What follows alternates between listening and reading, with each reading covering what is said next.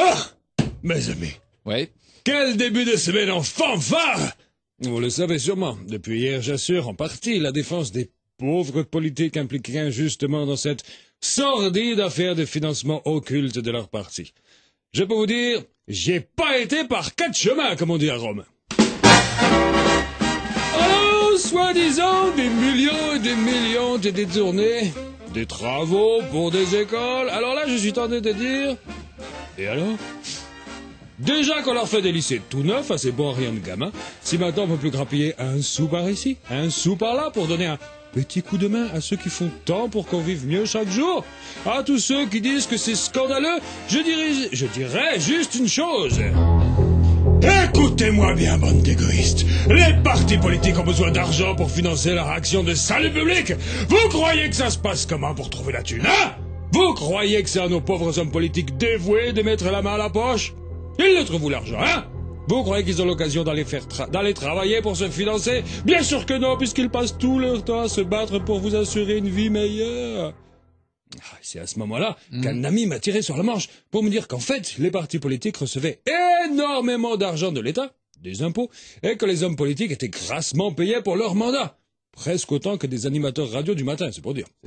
C'est là que j'ai décidé de changer de discours. Mesdames, messieurs, je vous demanderai de bien vouloir m'excuser, mais je crois que je me suis légèrement trompé. Je vais donc corriger le tir. Qu'est-ce que j'apprends? On me dit que l'argent était détourné, que des factures ont été gonflées pour aller financer les partis politiques.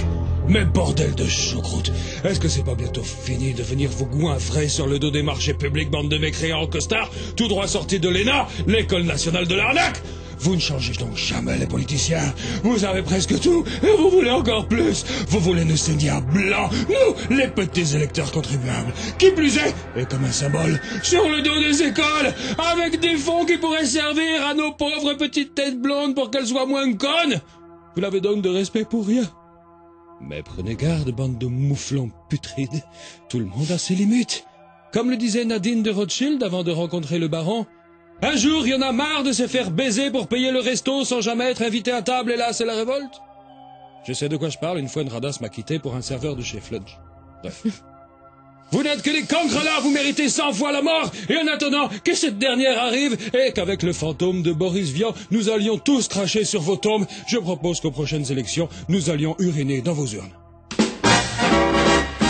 Monsieur le Président, je demande donc pour mes clients une sévérité des plus exemplaires. Une peine de prison sans sursis, une inéligibilité totale et à vie ainsi qu'une amende qui leur fasse perdre leur froc pour plusieurs générations. Dankeschön.